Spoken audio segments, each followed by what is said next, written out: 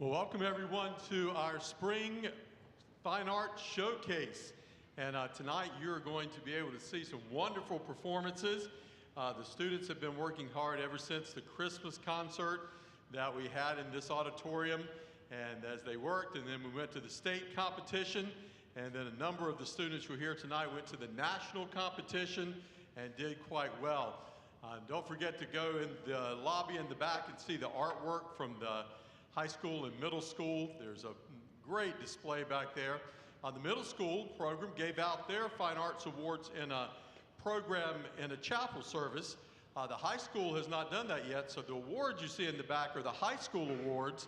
The middle school students who won awards, they've already received their ribbons and plaques, but the ones you see back there are the high school awards. So make sure you stop by and look at the art display from our art department. It's absolutely wonderful.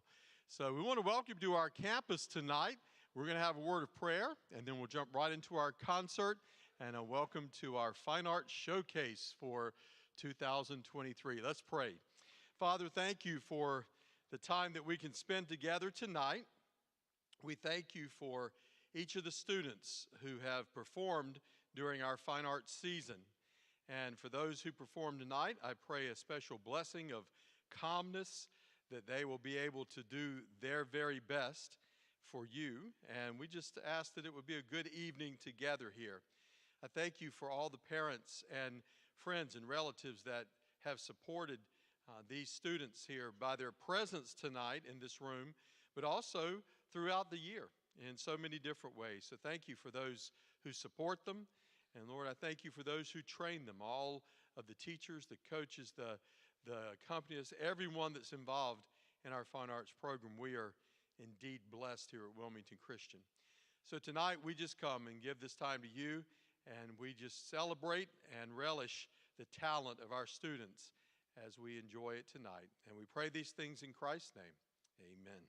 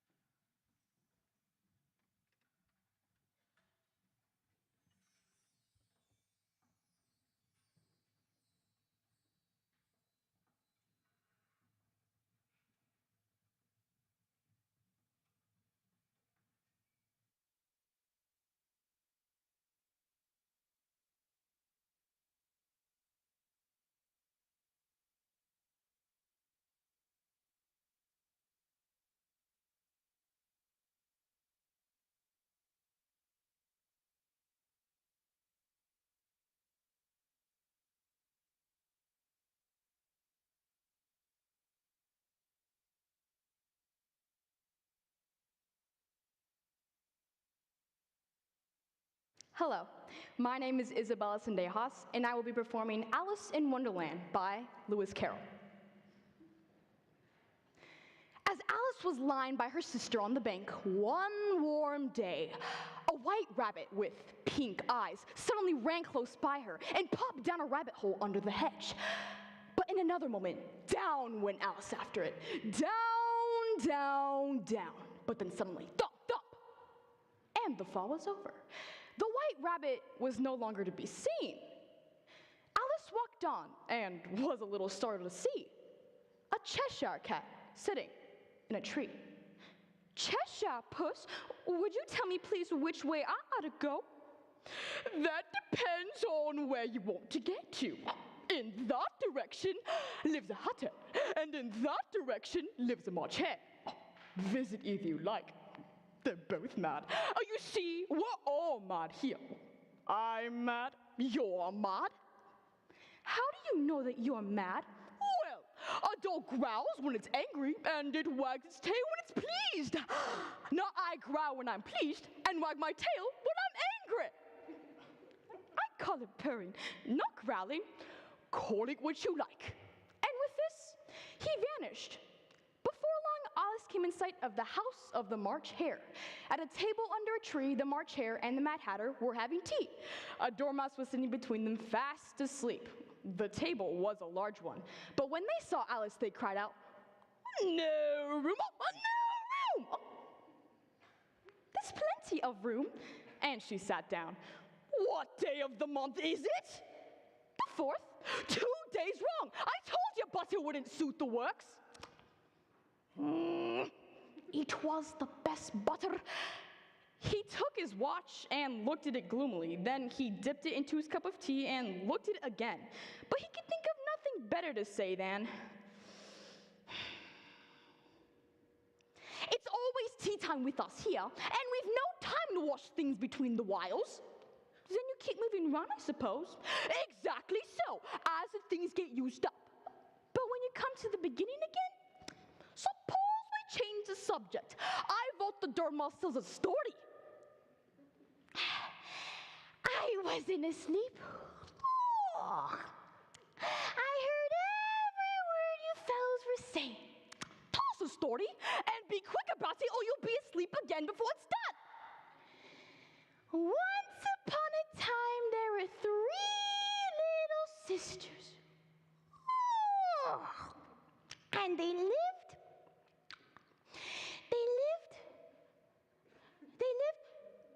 at the bottom of a well." "What did they live on?" They lived on a treacle." "Oh, they couldn't have done that, you know. They'd have been very ill." "So they were very ill, and they were learning to draw, and they drew everything that begins with an M." "Why with an M?" "Why not? That begins with an M, such as mousetraps, and the moon, and memory, and muchness." Wait, you know you say things are much of a muchness. Did you ever see a drawing of a muchness? "Really? Now you ask me, I don't think." "Then you shouldn't talk." This piece of rudeness was more than Alice could bear. She got up in disgust and walked off. At last, Alice found herself in a beautiful garden. It was the Queen's croquet grounds. But Alice found that the state of affairs in the lovely garden was not at all so beautiful as she expected. The Queen was very fond of ordering heads to be cut off. "Off with these heads!" was her favorite phrase whenever anybody displeased her. "Have you seen the mock turtle yet?" "No, I don't even know what a mock turtle is." "It's what mock turtle soup is made from." "Oh, well, come, and he shall tell you his history. They very soon came upon a griffin lying asleep in the sun. Up, you lazy thing, and take this young lady to see the mock turtle. I must go look after some executions I have ordered." Alice and the griffin found the turtle sitting sad and lonely on a ledge of rock. "This here young lady, she would like for to know your history."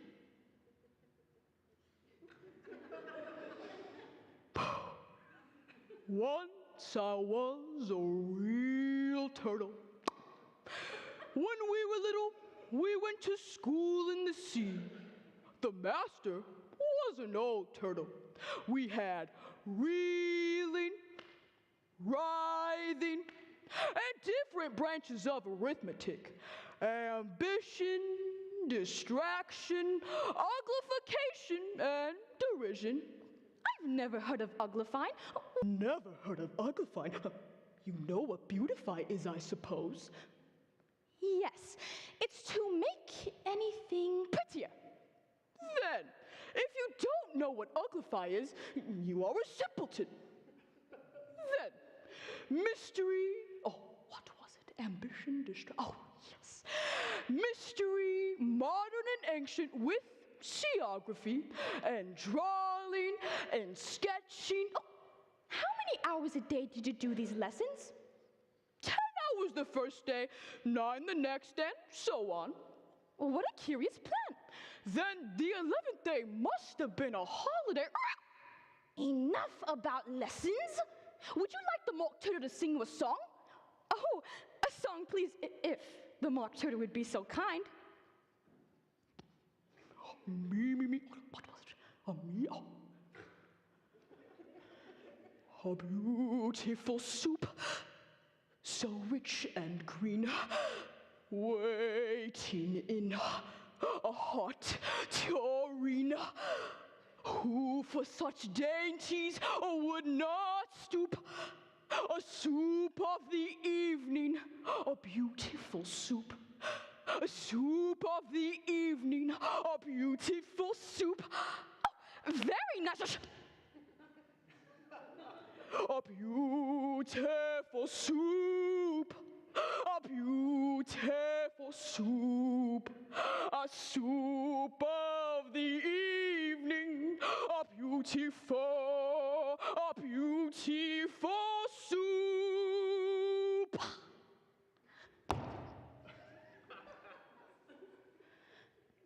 Oh, I've had such a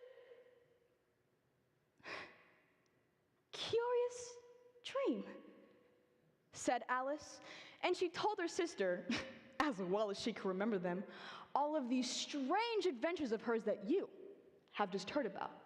And what a wonderful dream it had been.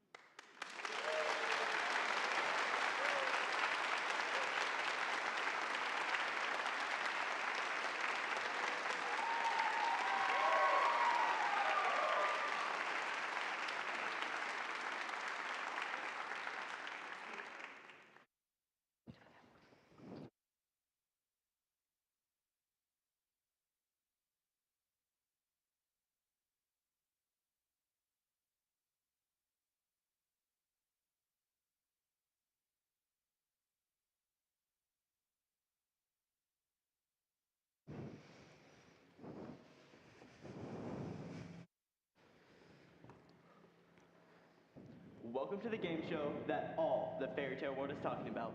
I'm your host, Smiley Roberts, and today, 3 fairy tale friends are hoping to be selected as our contestants' 1 best friend. And since each person can only have 1, we're here to help. Let's introduce our potential friends. She's no stranger to delicious baked goods and hosts the popular podcast, Beware of Wolves. Please welcome to the stage, Little Red Riding Hood. I am thrilled to be here, Smiley. Next up, don't let her tight blonde curls fool you. This fairy tale favorite loves to let loose and explore new places. You may know her from her hit TV show, Woodland Cribs. Please welcome to the stage, Goldilocks.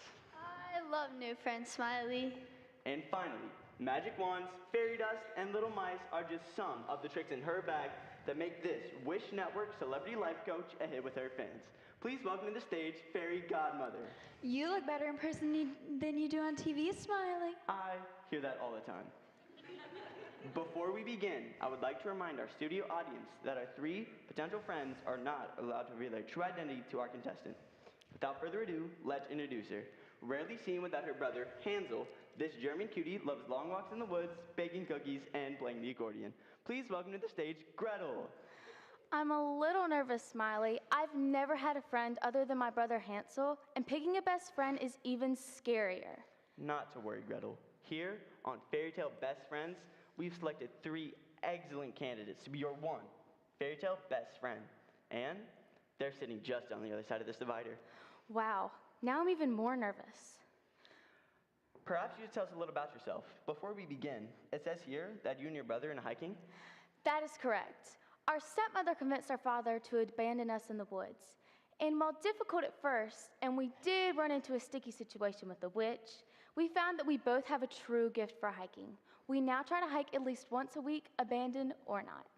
What a sweet story. Are you ready to begin? So ready, Smiley. Take it away, Gretel. My brother and I once found a cottage made of cookies in the woods. We both really like sweets, so we were immediately drawn towards the dwelling. What type of food cottage would grab your attention, friend number 1? Great question, Gretel.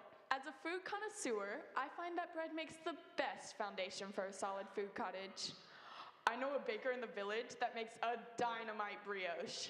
I would love to see what one of those babies would look like as a giant decorative roof. Sounds delicious, friend number 1. Friend number 2, what would draw you towards a house in the woods? I travel quite a bit for a living and have been drawn toward many an Airbnb, but never one of food.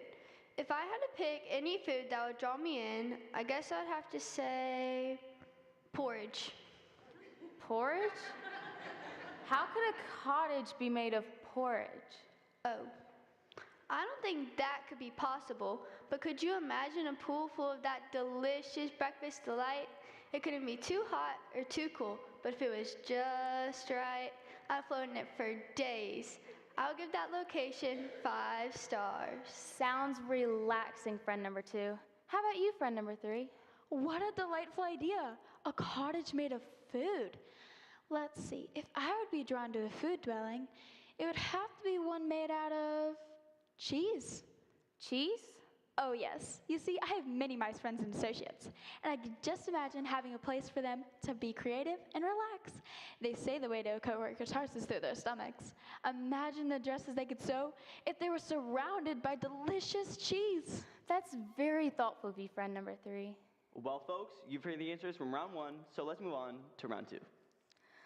While I try to focus on the positives in life, some things just really bring me down.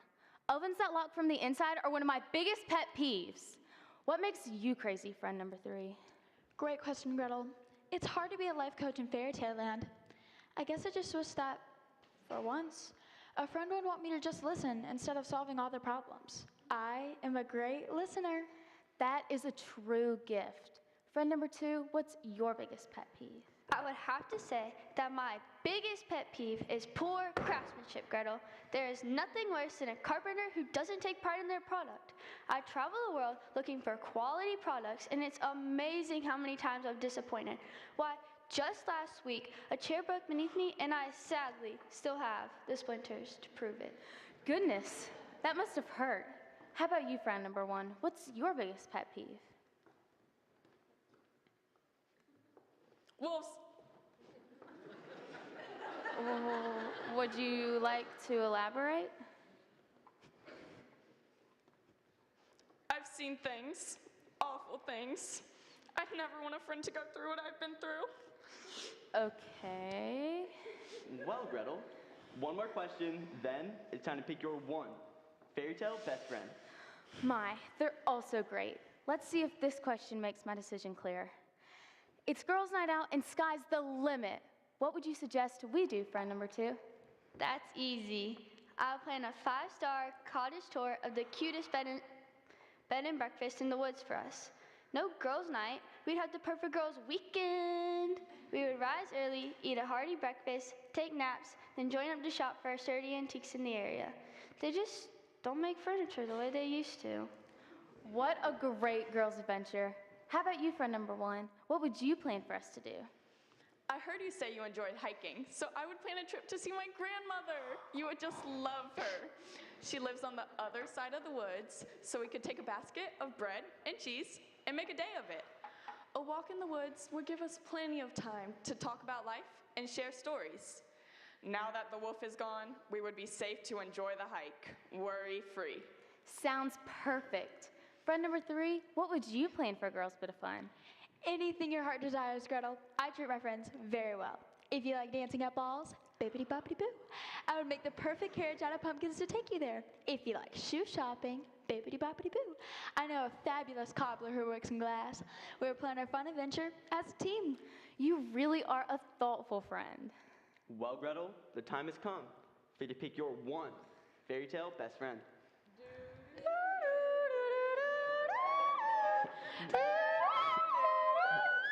Thank you, ladies. So, Gretel, who's it gonna be?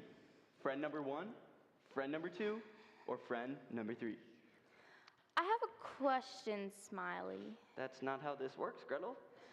Well, I'm confused, Smiley. Why am I only allowed one best friend? Excuse me? I mean, all 3 of these ladies sound amazing. You sound great too, Gretel. Why one best friend? Why do we do this to ourselves? You go, girl. I like the way she's thinking. Ladies, this is not how it works. Women have one best friend, then other less best friends. Says who? Says people? Listen, Smiley, I've been stuck with my brother Hansel because people said that we had to be a team in stories. He's fine and all, but I came on the show to break out on my own and find new best friends. Why would I let people once again tell me how to be happy? Each of these ladies has something that I would enjoy in a friend. Friend number 1, for example, seems to really know food, and I love food. I really do know great places. We should grab ramen sometime. I know this amazing little ramen shop. Sounds great. And friend number 2, you love to travel. I bet you could show me some great places to explore. There's this little cottage on the coast of Italy that has the most amazing beds. Not too hard and not too soft. They're just right. Sounds like perfection. And friend number 3, you sound like the kind of friend that I like to share secrets with and maybe receive some advice from. Oh, sweet girl, the talks we could have. Whoa, ladies. This is not how it works. The show is that you pick one best friend. So, Gretel, who's it gonna be? All of them. Ladies, what do you say we break the rules and all become best friends? I think we could be really good for each other. A friend is someone you share life with, so why limit that special kind of relationship to one person? By saying we only have one best friend, we're maybe missing the group of amazing friends that's possible.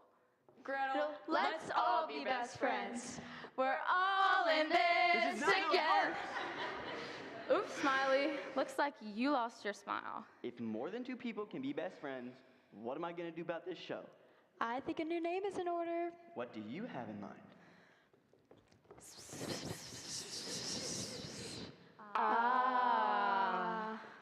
We think we found a solution. It's time people make their own rules for friendships. So we think your game show should be called Smile with Smiley. I like the sound of it, but what would I do? Well, you're clearly great at bringing friends together, so why don't you do just that? You giving friends a place to connect will really bring smiles to faces. Don't just try to box friendships into preconceived rules. Let them grow into whatever they will be. I like it, and I know just the first contestant having my new show. Who? Your brother, Hansel. With all these new friends around you, he's gonna need a best friend crew of his own. We're all all in this together.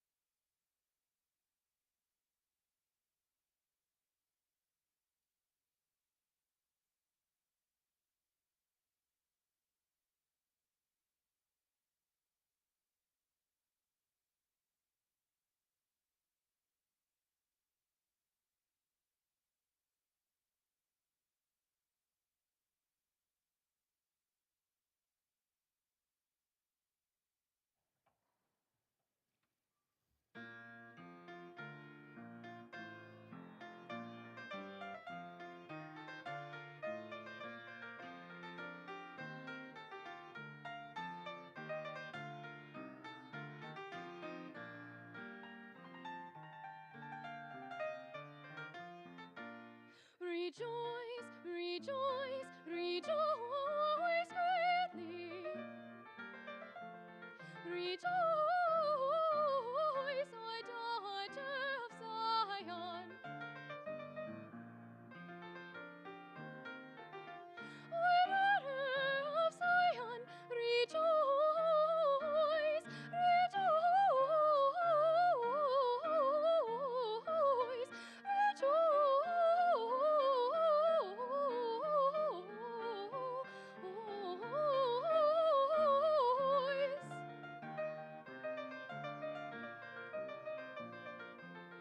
O daughter of Zion, rejoice greatly. Shout, O daughter of Jerusalem. Behold, thy King cometh unto thee. Behold, thy King cometh unto thee, cometh unto thee.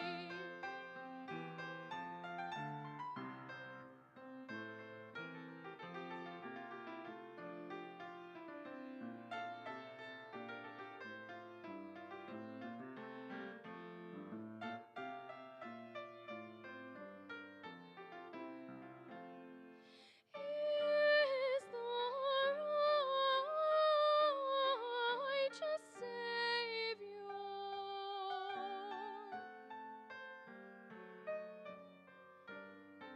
and he shall speak peace unto the heathen.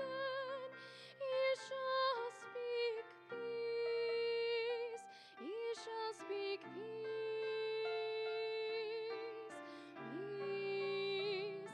He shall speak peace unto the heathen.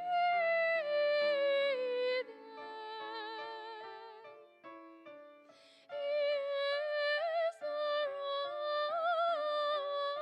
righteous Savior, and he shall speak peace, peace.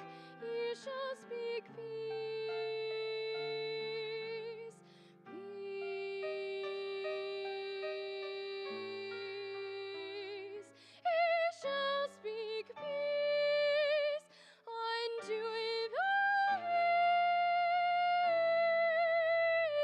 heathen.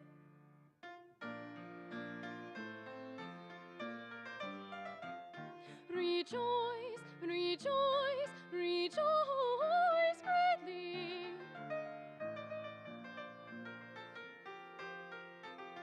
Rejoice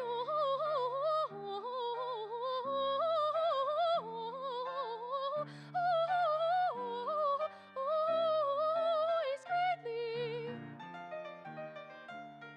O daughter of Zion, shout, O daughter of Jerusalem. Behold, thy King cometh unto thee. Rejoice.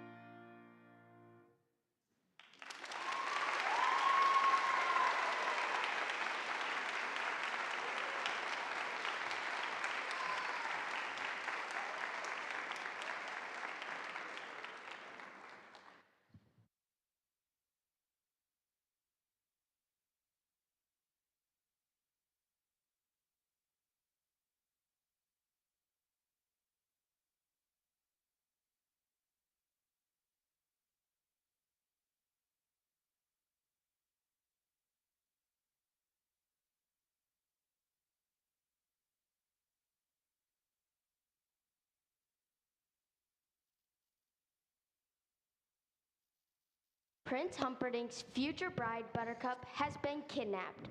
A wild chase ensues across the countryside as the prince immediately sets off to rescue his future bride.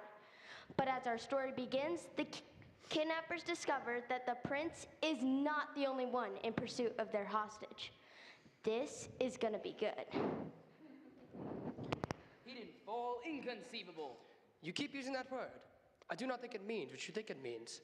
My goodness, he's climbing. Whoever he is, he's obviously seen us with the princess, must therefore die. We'll head straight for the Yoda frontier. Catch up when he's dead. If he falls, fine. If not, the sword. I'm going to do him left-handed. You know what hurry It is the only way I can be satisfied. If I ain't that right, over too quickly. Oh, have it your way.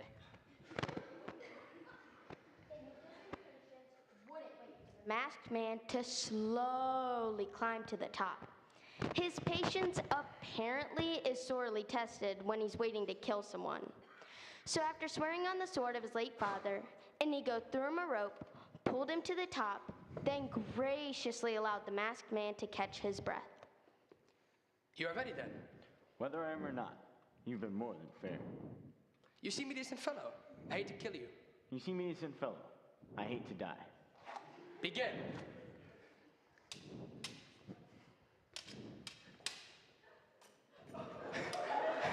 You are wonderful. Thank you. I'm worked hard to become, sir. I admit it, you are better than I am. Then why are you smiling? Because I know something you do not know. And what is that? I am not left-handed. You're amazing. I ought to be after 20 years. There is something I have to tell you. Tell me. I am not left-handed either.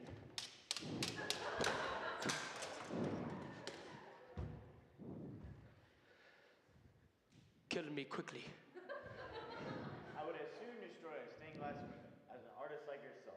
But since I can't have you following me, please understand I hold you in the highest respect. With one kidnapper out of the way, the masked man quickly sets off in the direction of Vizzini and Buttercup. But Prince Humperdinck and his men are not far behind. There was a mighty duel. It raged all over. They were both masters. The loser ran off alone. The winner followed his footprints towards Gilder. This was obviously planned by the warriors of Gilder. We must be ready for whatever lies ahead. The masked man, with another kidnapper out of the way, and still one step ahead of Prince Humperdinck and his men, finally catches up with Vizzini and Buttercup.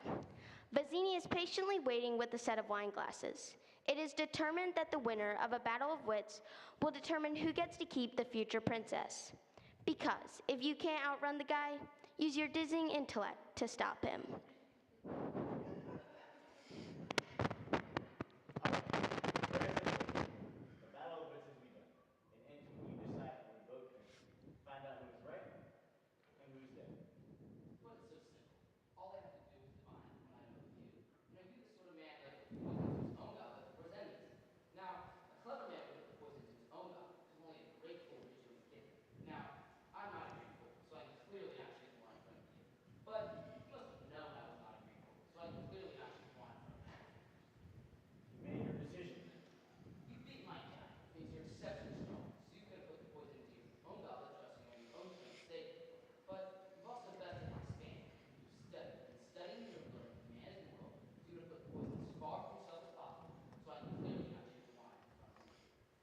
Trying to trick me into giving away something. It won't work. It has worked. You've given everything away. I know what poison is.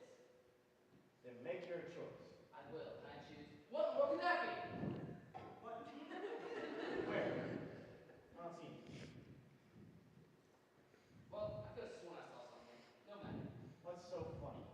Tell you in a minute. First, let's drink. Me for my glass and you for yours.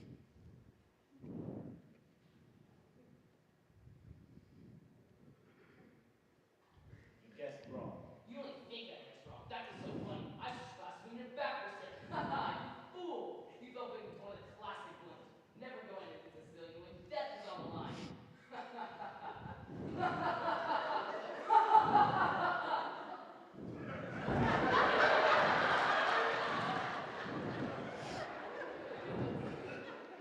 Although Buttercup has been rescued from her original kidnappers, she was still held captive. by the mysterious masked man dressed all in black. But with Prince Humperdinck and his men right on their heels, the masked man must hurry if he wants to keep his new hostage.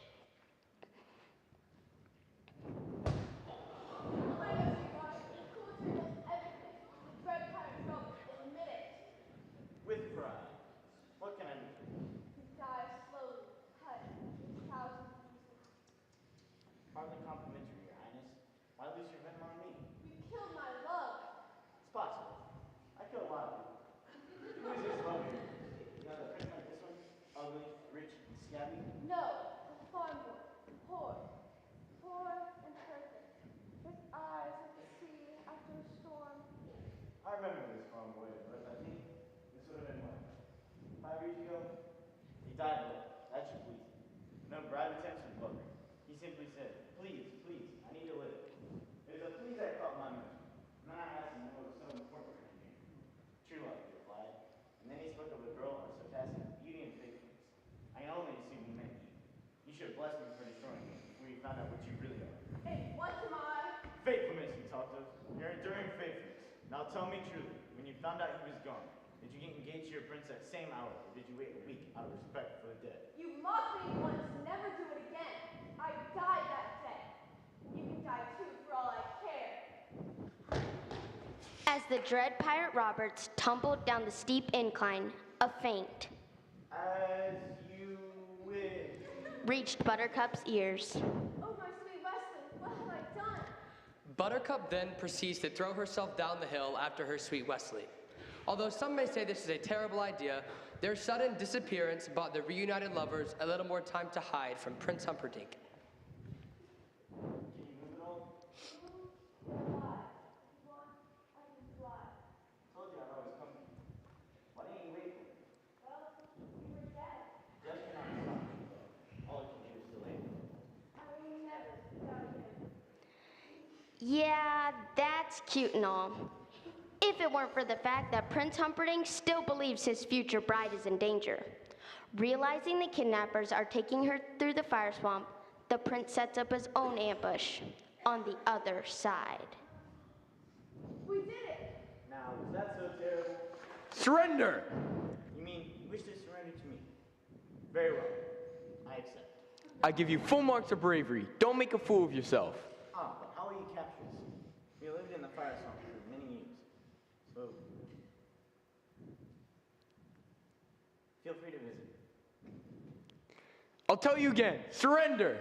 It will not happen. For the last time, surrender! Death first! Will you promise not to hurt him? What was that? What was that? If we surrender and I return with you, will you promise not to hurt this man? May I live 1,000 years and never hunt again. He is a sailor on the pirate ship Revenge. Promise to return him to his ship. I swear it will be done. Once we are out of sight, bring him back to Florin and throw him in the pit of despair. I thought you were dead once. You almost destroyed me. I could not bear it if you died again. Not when I could save you. The wild chase is over.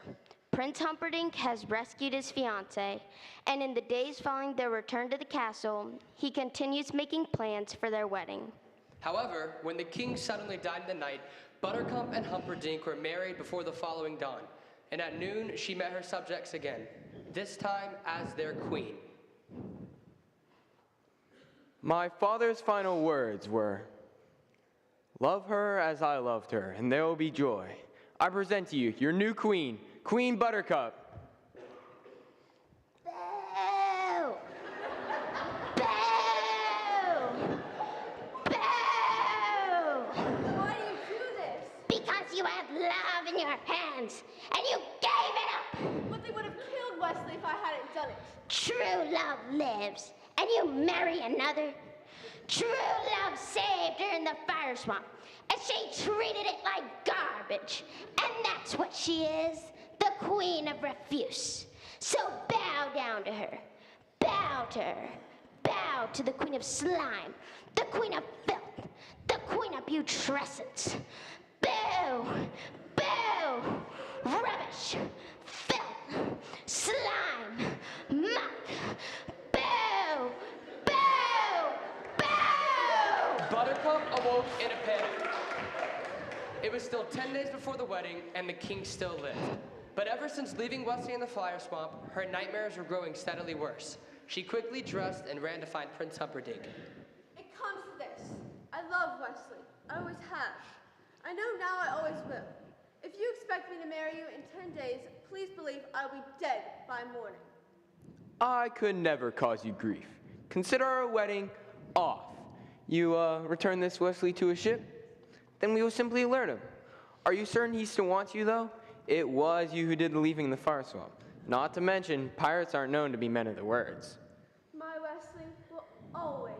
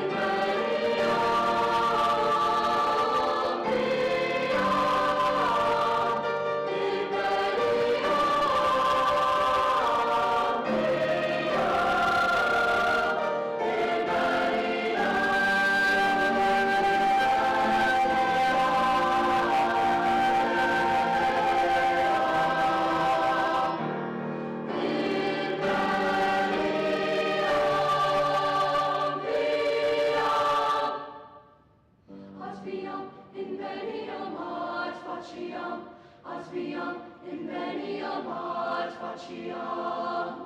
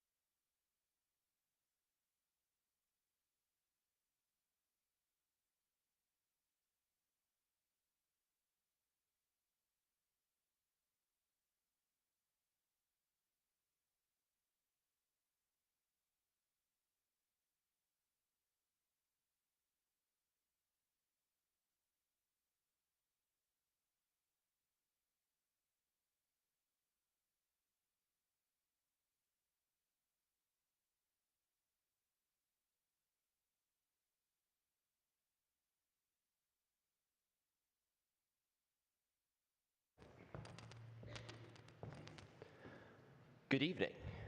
I will be performing The Telltale Heart by Edgar Allan Poe.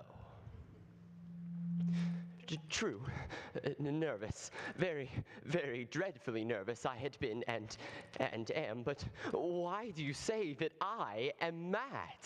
The disease has sharpened my senses, not destroyed them, not dulled them. Above all was my sense of hearing acute. I heard all things in heaven and in earth. I heard many things in hell, so how then am I mad? Hearken and observe just how healthily, how calmly I can tell you the whole story. Impossible it is to say how the idea first entered the brain, but once conceived, it haunted me day and night. Object, there was none. Passion, there was none. I loved the old man. He'd never wronged me. He'd never offered me insult for his gold. I had no desire. It was his eye. Yes, it was this.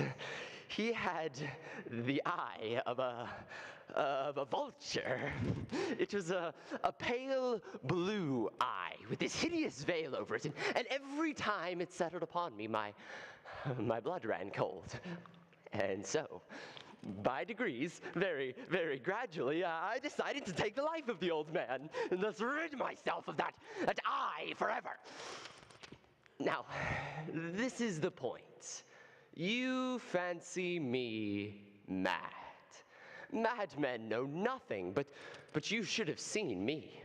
Oh yes, you should have seen how wisely I proceeded, with what caution, with what foresight, with what dissimulation I went to work.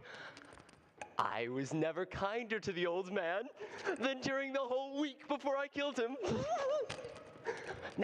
Now, every night, about midnight, I would turn the latch of his door and open it, oh, so gently. And then, when I had made an opening sufficient for my head, I would put in the dark lantern, all closed, so that no light shone out. And then, I thrust in my head. I moved it slowly, very, very slowly, so that I might not disturb the old man's sleep. Would a madman be as wise as this? When I had my head well within the room, I would undo the lantern cautiously. I would undo it just so much that a single thin ray would fall upon the eye. And this I did for 7 long nights. Every night, just at midnight, but I found the eye always closed, and so it was impossible to do the work, for it was not the old man who vexed me, no. It was that evil eye. Upon the 8th night, I was more than usually cautious in opening the door. I had my head in, and was about to open the lantern when my thumb slipped on the fastening, and the old man sprang up in bed, crying out, "Who's there?" I kept quite still and said nothing. When I had waited a long time, very patiently, without hearing him lie down, I resolved to open a little, very, very little crevice in the lantern. So I opened it. Oh, you can't imagine how stealthily, until at length, a single dim ray, like the thread of a spider, shot from the crevice and fell upon the eye. It was open, wide open. Oh, and I grew furious as I gazed upon it. I saw it with perfect distinctness, all the dull blue with that hideous veil over it that chilled the very marrow in my bones. I could see nothing else of the old man's face or person, for I had directed that ray, as if by instinct, precisely upon that spot. But have I not told you what you mistake for madness is but an over-acuteness of the senses? Now I tell you, there came to my ears a low, dull, quick sound, much the sound a watch makes when enveloped in cotton. I knew that sound well. It was the beating of the old man's heart. Oh, it increased my fury, but even yet, I refrained and kept still. Meanwhile, the tattoo of the heart increased. It grew quicker and quicker, louder and louder every instant. But then a new anxiety seized me. The sound, it would be heard by the neighbor. Oh, the old man's hour had come. With a loud yell, I leapt into the room. He shrieked once. And once only. I smiled to find the deed so far done. But for many, many minutes, that heart beat on with a muffled sound. At length it ceased. The old man was dead. His eye. It would trouble me no more. Now. If still you think me mad, you will think so no longer when I describe the wise precautions I took for the concealment of the body. The night waned, and I worked hastily, but in silence. First, I dismembered the corpse. Then, I took up 3 planks from the flooring of the chamber and deposited all between the scantlings. I then replaced the board so cleverly, so cunningly, that no human eye, not even his, could have told that anything was wrong. When I had made an end of these labors, it was 4 o'clock, still dark as midnight. The bell sounded and there came a knock at the door. I went down to open it with a light heart, for what had I to fear? There entered 3 men who introduced themselves with perfect suavity as officers of the police. A shriek had been heard by the neighbor during the night. Suspicion of foul play had been aroused, so they, the officers, had been deputed to search the premises. I smiled, for what had I to fear? I bade the gentleman welcome. The shriek, I said, was my own in a dream. The old man I mentioned was absent in the country. Now, I took my visitors all over the house. I bade them search, and search well. At length, I led them all the way to his chamber. I showed them his treasures, secure, undisturbed. In the enthusiasm of my confidence, I brought chairs into the room and desired them here to rest from their fatigues, while I myself, in the wild audacity of my perfect triumph, placed my own seat upon the very spot beneath which reposed the corpse of the victim. The officers were satisfied. My manner had convinced them. I was singularly at ease. But ere long, I felt myself grow pale and wished them gone. My head ached, and I fancied this ringing in my ears. The ringing, it became more distinct. I talked more freely to get rid of the feeling, but but it continued and gained definitiveness, and to the length I found the sound was not within my ears. No doubt I now grew very pale. Oh, what could I do? It was a low, dull, quick sound, much the sound a watch makes when enveloped in cotton. I gasped for breath, but the officers, they heard it not. I arose and argued about trifles in a high key with violent gesticulations, but the noise, it steadily increased. Why would they not be gone? I paced the floor to and fro with heavy strides, as if excited to fury about the observations of the men, but the noise, it grew louder and louder and louder and louder. Was it possible they heard not? No, they heard, they suspected, they knew. The officers were making a mockery of my horror. This I thought, and this I think. Oh, but anything was better than that agony, anything more tolerable than that derision. I could bear those hypocritical smiles no longer. I felt that I must scream or die. Again, hark, louder and louder and louder and louder and louder. Villains! I admit the deed. Tear up the planks, here and here. It is the beating of his hideous heart.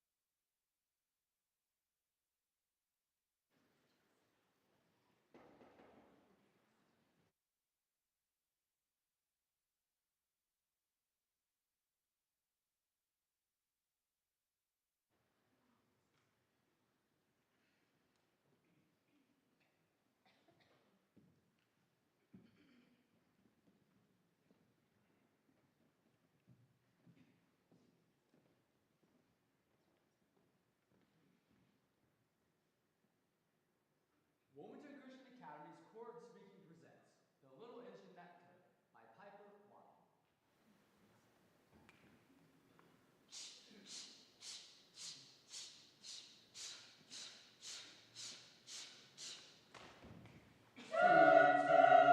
The little train ran along the tracks. She was a happy little train, and her cars were full of good things for boys and girls. There were all kinds of toy animals. Giraffes with long necks. Teddy bears with no necks. And even a baby elephant. Oh, there was the funniest toy clown you ever saw. The little train carried every kind of toys that boys and girls could ever want. But that was not all. The little train carried good things to eat too. Big, round oranges. Ooh! Fat, red apples. Ah! Fresh, cold milk. Wow! And lollipops to eat after dinner. The little train carried all these good things to the other side of the mountain. How happy the boys and girls will be to see me, said the little train. They will like the toys and good food that I am bringing. But all at once, the train came to a stop. A stop? A stop. She didn't move at all. Oh dear, Said the little train. What could be the matter? She tried to start up again. She tried and tried.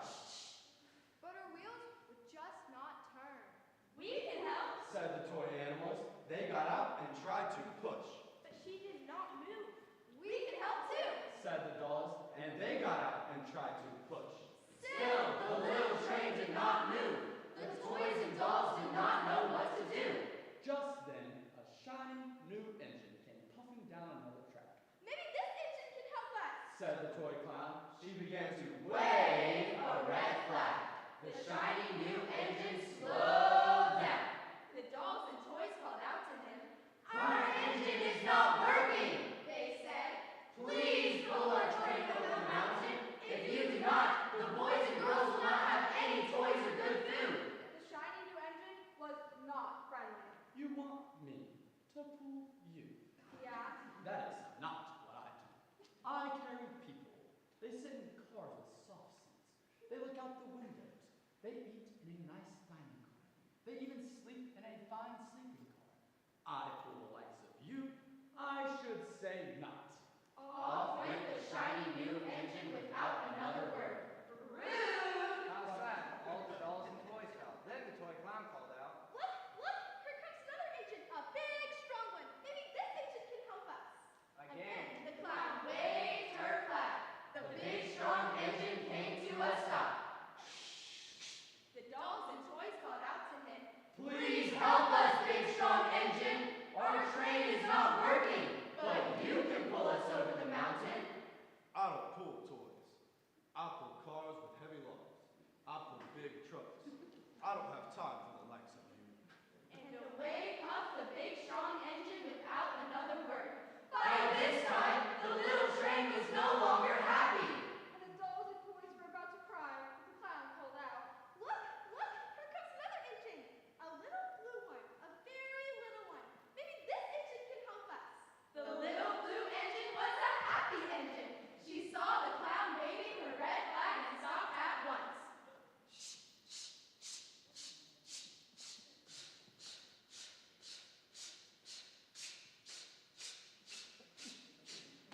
What is the matter? She asked in a kind way. Oh, little blue engine! Cried the dolls and toys. Will you pull us over the mountain? Our engine is not working. If you do not help us, the boys and girls will not have any toys or good food. Just over the mountain. Please, please, please, please, please help us! Oh my, Said the little blue engine. I am not very big, and I do not build trains. I just work in the yards. I have never even been over the mountain.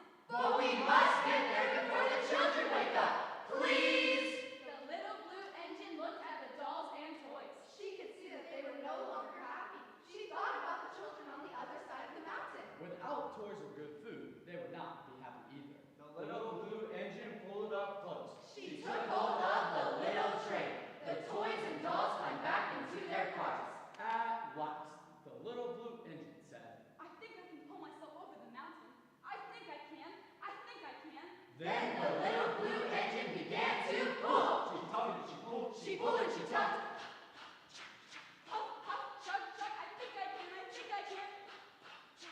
Puff, puff. Chug, chug. Up the mountain went the little blue engine. And all this time she kept on saying, I think I can. I think I can. I think I can. Up, up, up. The little blue engine climbed and climbed. At last she reached the top of the mountain. Hooray! Hooray! Cried the dolls and toys. The boys and girls will be so happy. Said the toy clown. All because you helped us, little blue engine. The little blue engine just smiled. But as she puffed down the mountain, the little blue engine seemed to say, I thought I could. I thought I could. I thought I could. I thought and I could.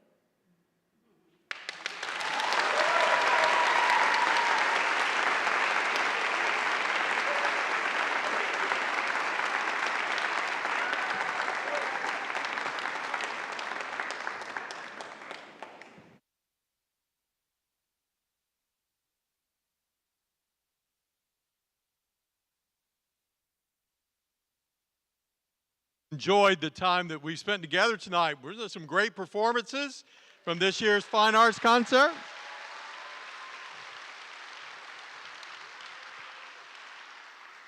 This week, at the end of the week, for those of you that have elementary, our elementary students go to their district competition, and that's for this week. So starting at Wilmington Christian, down with our elementary grades all the way through the high school, which you just saw, and the other performances tonight, we have a great fine arts program and many talented students. And I appreciate you coming tonight. Parents and those that have helped, thank you so much for your support. We prayed about that earlier tonight, and it's so true. Without you supporting your students, this wouldn't happen. And we are just so thankful for the talent the Lord's given our students and the opportunity to shine. So I think we ought to give them recognition again. Let's see, middle school choir, where are you? I think you're over here. Let's give them a big round of applause. Good. All right, the high school choir on this side over here. Very good. And our band program that started things out tonight, our band.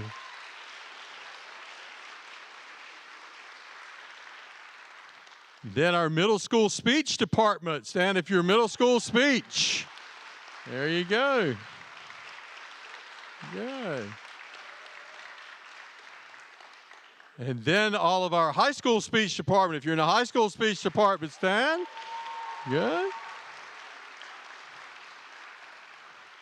And then our soloist in music, and you performed tonight. Congratulations to you. Let's give them a big round of applause.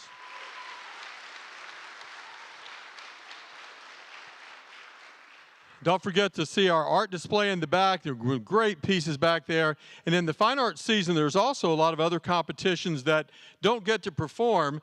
Everything from preaching, and we had spelling bee, there's journalism, there's academic testing. I mean, there's a plethora of things that go on in the fine arts season around here at Wilmington Christian. So tonight, if you didn't perform and you were in another category that didn't perform tonight, if you would stand, let me give you a round of applause. Let's give you a round of applause. Stand up. If you were in another category, got some over here. Good. Excellent. Very good. All right, and we certainly don't want to end the evening without paying tribute to the folks that really work hard to make this happen. And those are our coaches. I've called them fine arts coaches, the directors, those that spend hours working with these students. And I'd like them to stand at this time. Let's give them a round of applause. Music. Yeah. Excellent. And then the behind-the-scenes staff, all the way from up top, all the way to the person, the glue that holds all this together, Miss Denise Heineman right here, our fine arts secretary.